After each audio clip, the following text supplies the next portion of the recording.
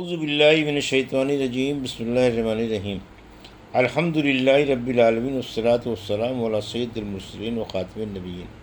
اما بعد۔ صحیح بخاری باب کتاب التفسیر، حدیث نمبر 4491، اردو ترجمہ۔ اللہ تعالیٰ کا ارشاد، یعنی جن لوگوں کو ہم کتاب دے چکے ہیں وہ آپ کو پہچانتے ہیں جیسے وہ اپنے بیٹوں کو پہچانتے ہیں، اور بے شک ان میں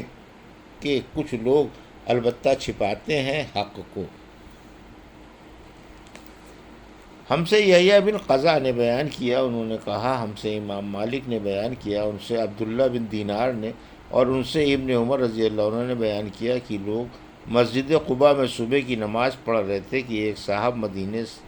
سے آئے اور کہا کہ رات رسول اللہ صلی اللہ علیہ وسلم پر قرآن نازل ہوا ہے اور آپ کو حکم ہوا ہے کہ کعبے کی طرف منہ کر لیں، اس لیے آپ لوگ بھی کعبے کی طرف جائیں۔ اس وقت ان کا منہ شام کی طرف تھا، چنانچہ سب نمازی کعبے کی طرف پھر گئے۔ حدیث نمبر 4492، اردو ترجمہ۔ اللہ تعالیٰ کا ارشاد،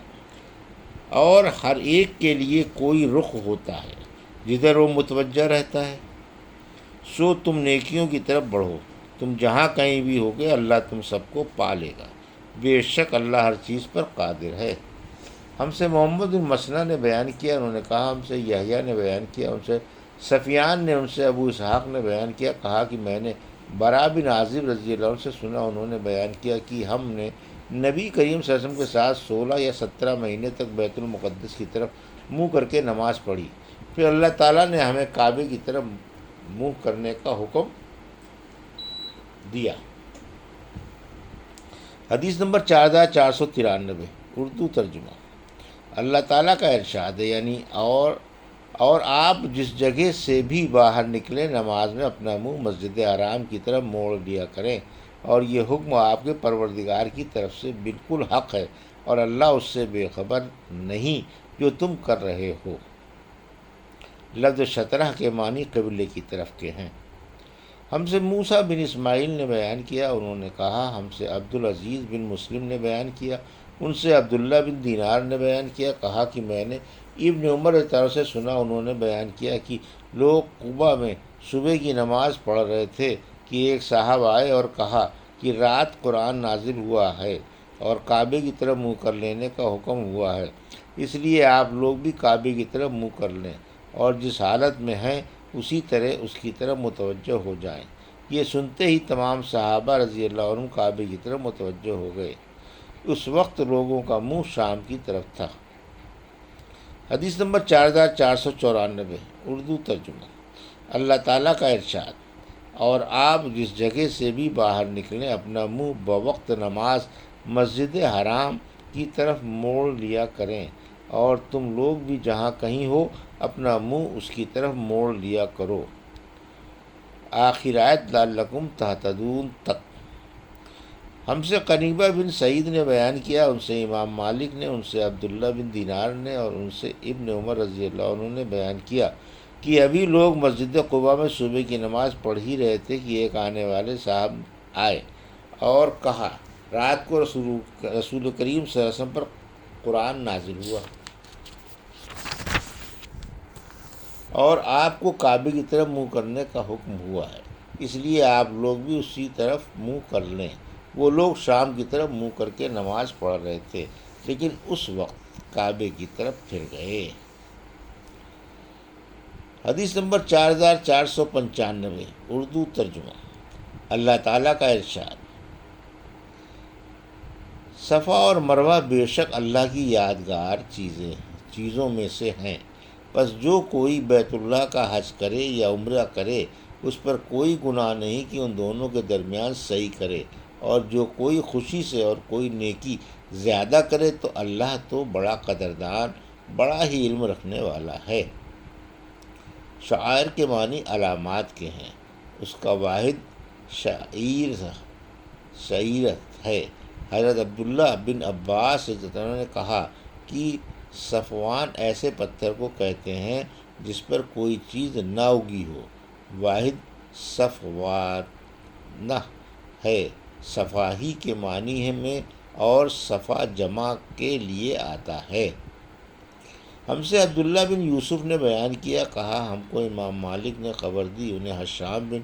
عروہ نے ان سے ان کے والد نے بیان کیا کہ میں نے نبی کریم صلی اللہ علیہ وسلم کی زوجہ مطہرہ حضرت عائشہ رضی اللہ عنہا سے پوچھا، ان دنوں میں نو عمر تھا کہ اللہ تبارک تعالیٰ کے اس ارشاد کے بارے میں آپ کا کیا خیال ہے؟ صفا اور مروہ بے شک اللہ کی یادگار چیزوں میں سے ہیں، بس جو کوئی بیت اللہ کا حج کرے یا عمرہ کرے تو اس پر کوئی گناہ نہیں کہ ان دونوں کے درمیان آمد و رفت یعنی صحیح کرے۔ میرا خیال ہے کہ اگر کوئی ان کی صحیح نہ کرے تو اس پر بھی کوئی گناہ نہیں ہونا چاہیے۔ حضرت عائشہ رضی اللہ عنہ نے کہا کہ ہرگز نہیں، جیسا کہ تمہارا خیال ہے۔ اگر مسئلہ یہی ہوتا تو پھر واقعی ان کے صحیح نہ کرنے میں کوئی گناہ نہ تھا، لیکن یہ آیت انصار کے بارے میں نازل ہوئی تھی۔ اسلام سے پہلے انصار منات بت کے نام سے احرام باندھتے تھے۔ یہ بت مقام قدید میں رکھا ہوا تھا اور انصار صفا اور مروہ کی صحیح کو اچھا نہیں سمجھتے تھے۔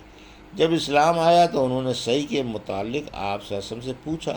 اس پر اللہ تعالیٰ نے یہ آیت نازل کی، صفا اور مروہ بے شک اللہ کی یادگار چیزوں میں سے ہیں، سو جو کوئی بیت اللہ کا حج کرے یا عمرہ کرے تو اس پر کوئی بھی گناہ نہیں کہ ان دونوں کے درمیان صحیح کرے۔ حدیث نمبر 4496،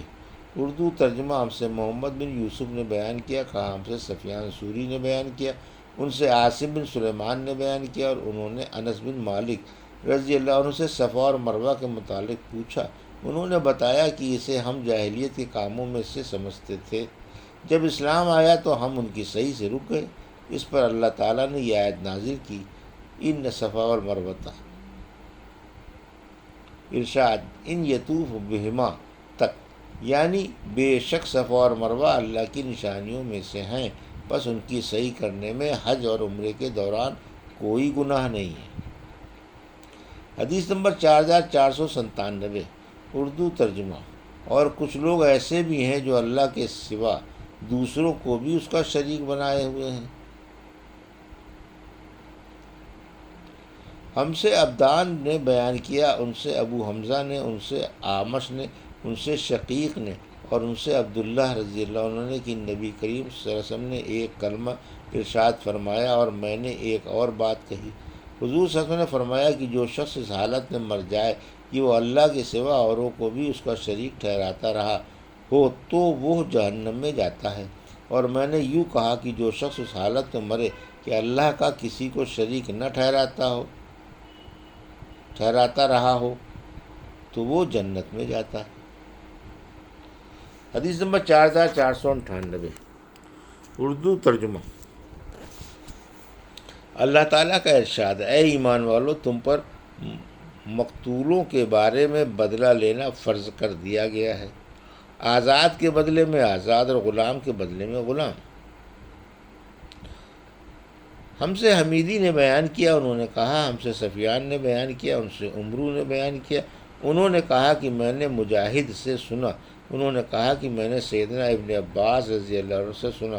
انہوں نے بیان کیا کہ بنی اسرائیل میں قصاص یعنی بدلہ تھا،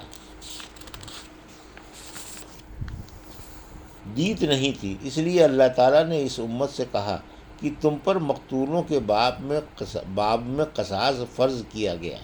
آزاد کے بدلے میں آزاد اور غلام کے بدلے میں غلام اور عورت کے بدلے میں عورت۔ ہاں، جس کسی کو اس کے فریق مقتول کی طرف سے کچھ معافی مل جائے تو معافی سے مراد یہی دیت قبول کرنا ہے، سو مطالبہ مقتول اور نرم طریقے سے ہو اور مطالبے کو اس فریق کے پاس خوبی سے پہنچایا جائے، یہ تمہارے پروردگار کی طرف سے رعایت اور مہربانی ہے، یعنی اس کے مقابلے میں جو تم سے پہلی امتوں پر فرض تھا، سو جو کوئی اس کے بعد بھی زیادتی کرے گا اس کے لیے آخرت میں دردناک عذاب ہوگا۔ زیادتی سے مراد یہ ہے کہ دیت بھی لے لی اور پھر اس کے بعد قتل بھی کر دیا۔ حدیث نمبر 4499،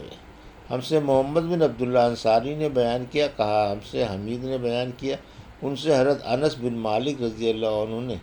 بیان کیا کہ نبی کریم صلی اللہ علیہ وسلم نے فرمایا کتاب اللہ کا حکم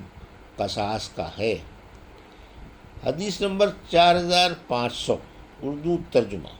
مجھ سے عبداللہ بن منیر نے بیان کیا، کہا کہ میں نے عبداللہ بن بکر سہمی سے سنا، ان سے حمید نے بیان کیا اور ان سے حضرت انس رضی اللہ عنہ نے کی، میری پھوپھی ربیہ نے ایک لڑکی کے دانت توڑ دیے، پھر اس لڑکی سے لوگوں نے معافی کی درخواست کی، لیکن اس لڑکی کے قبیلے والے معافی دینے کو تیار نہیں ہوئے اور رسول کریم صلی اللہ علیہ وسلم کی خدمت میں حاضر ہوئے اور قصاص کے سوا اور کسی چیز پر راضی نہیں تھے، چنانچہ آپ نے قصاص کا حکم دے دیا۔ اس پر انس بن نذیر رضی اللہ عنہ نے عرض کیا، یا رسول اللہ، کیا ربیہ رضی اللہ عنہ کے دانت توڑ دیے جائیں گے؟ نہیں، اس ذات کی قسم جس نے آپ کو حق کے ساتھ مبعوث کیا ہے، ان کے دانت نہ توڑے جائیں گے۔